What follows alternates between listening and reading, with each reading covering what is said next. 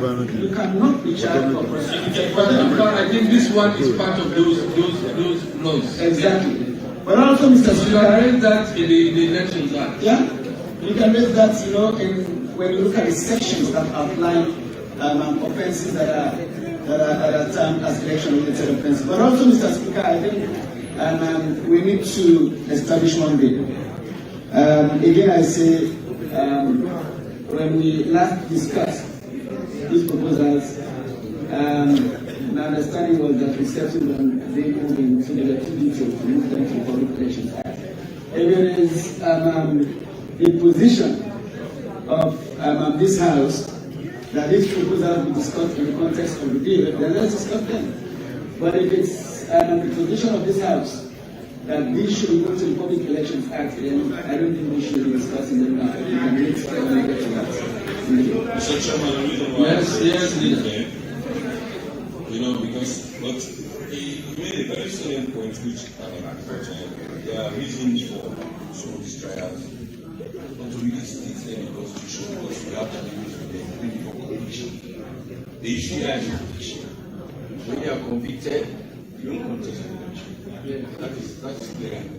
But the reason that I brought you before why we should take the public elections, because I believe on behalf of brave and central politician. And I said that law, as I speak, not supposed to do so. There is an administration that's supposed to do as a nation, we are not done. The administration has of residents. And by telling you want to go and charge terrorism,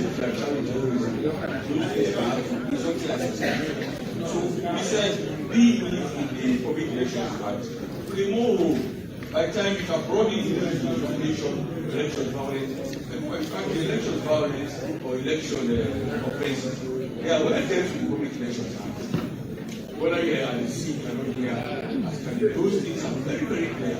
So for me, we should move them. I think the age has been on serious, but what should maintain, and not put it in the Constitution, when you are convicted, now we are now saying because we have to deal with such offenses, then this new ones coming, we have stated, the rape and sexual prostitution, let me treated in the Public Elections Act. So we can exhaust it extensively before taking decision. That's our offenses, and in fact, things that are bad in the context. So the most serious will be accepted. So that's what you are saying. So addendum to that, we can again review for every election the dynamics. We can review the election offenses, and we brought it up to see what are the election offenses coming up as we move. Let's go like the acts and other special amendment Public Elections Act. Page 16. Are we okay with page 16? 16. Page 16. Yes, Honorable Mustafa. Still, 16 is a follow-up from 15. 3. In its qualification under subsection 2 shall end. A. 5 years after the sentence has been completed, or the person is barred. We deleted all of those.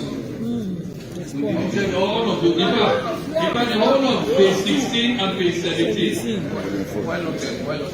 Yeah. Okay, we maintain clause 17 onwards. So we only maintain, in fact, let's just debate on 17 and 18. Clause 17. No, Mr. Speaker, before that. Yes, Mr. Minister. Yes, so if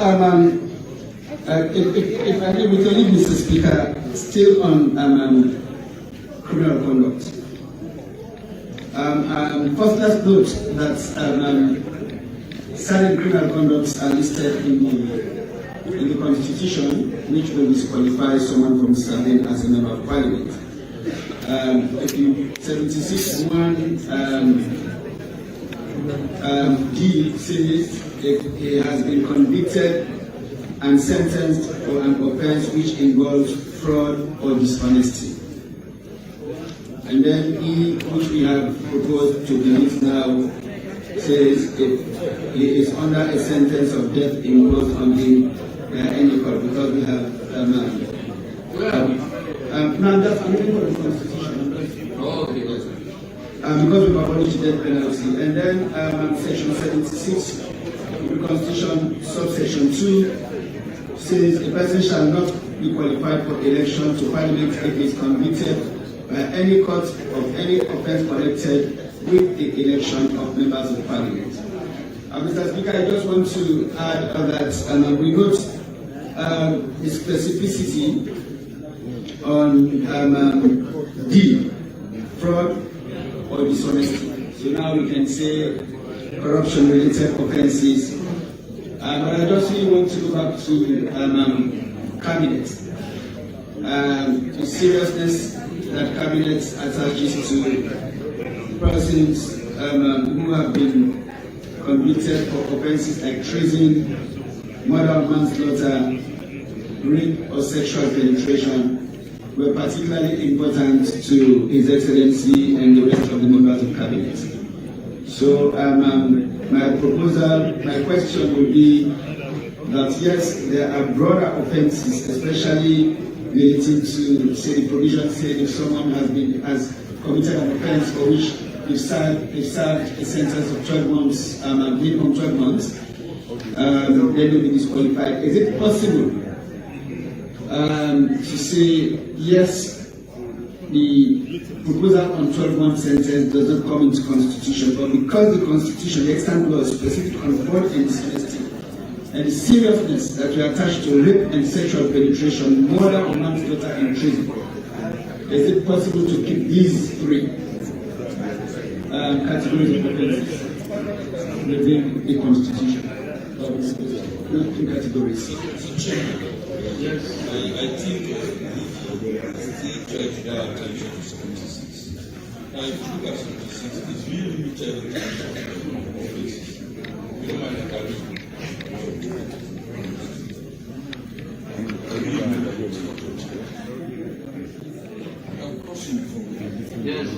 Yes. 76, Chairman. Let me read so that we can. First, we can talk about I've accepted the proposal for conviction. But how do we deal with cases of potential penetration? How do you dishonest? Let me go dishonest. Let me read 76 D. Let's start with D. We said if he has been convicted and sentenced for an offence which involves fraud or dishonesty. So for us, we can hold this one as an extra job, but in the public elections, we now this what are the things that support dishonesty? And fraud. What do we consider fraud and dishonesty? We have put it in the public elections as clarity. In fact, that is one. And under offense, in fact, I have stated again, we can broaden it up. Other issues that related to sexual penetration, even terrorism. The one that we need to remove is the death penalty. We don't need it anymore. Now, because they said we have amended death penalty. So we can really not give this conviction. Because it said if he is under a sentence of death, we cannot specific people. So we want to be consistent with what you have done. We have repealed the death penalty from the Constitution.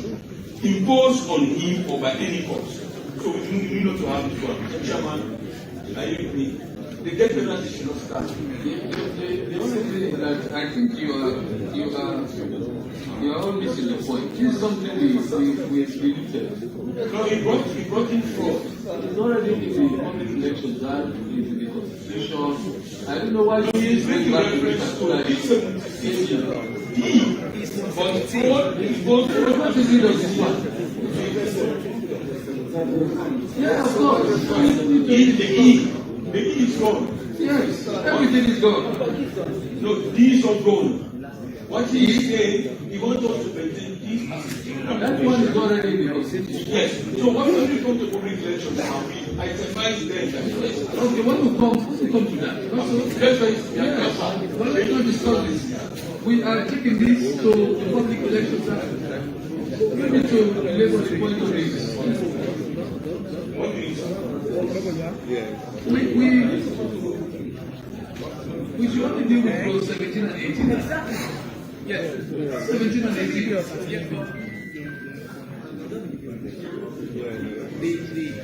Mr. Chairman, even 17 and 18, let's debate on that. Yes. About the issue of proportionality of the police and military, and we are very clear. Of course. So again, what I think here in 17, 18, the clause I was looking out for, the provision that we understand what the Electoral Commission head is here, act in a partisan manner. I think it is here for the police and military. So we can get that in order to Chief Electoral Commissioner act in a partisan manner. Okay. Thank you very much. Mr. Chairman, I want you to give me feedback. Mr. Speaker, I've confirmed with the Federal Government Business and those proposals were expunged and moved to Public Elections Act. We agree that the state that we are. Thank you. Yes, thank you. So we are done. Mr. Minister, can you now move?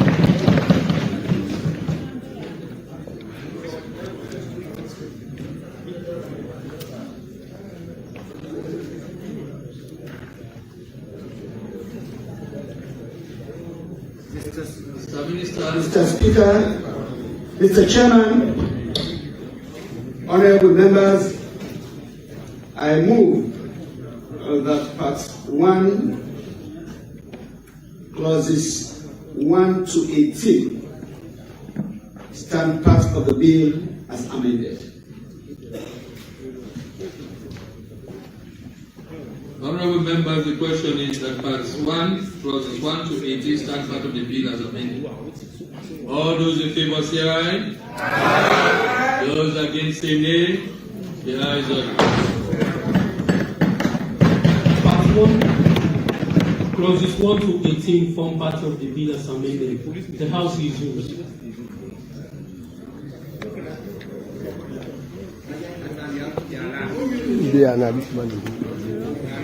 Where is Mr. Minister report? Mr. Speaker, Hold on.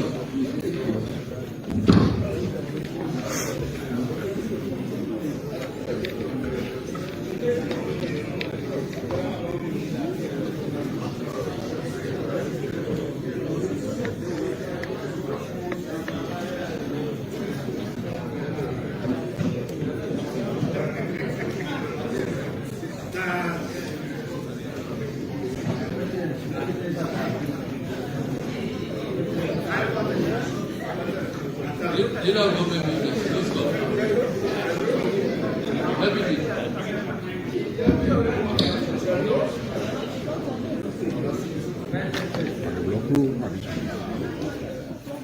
Honorable Mara, please, Mara, please go.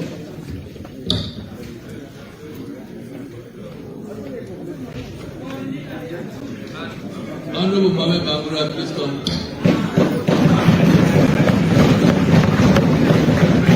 Honorable Mohamed Bangura,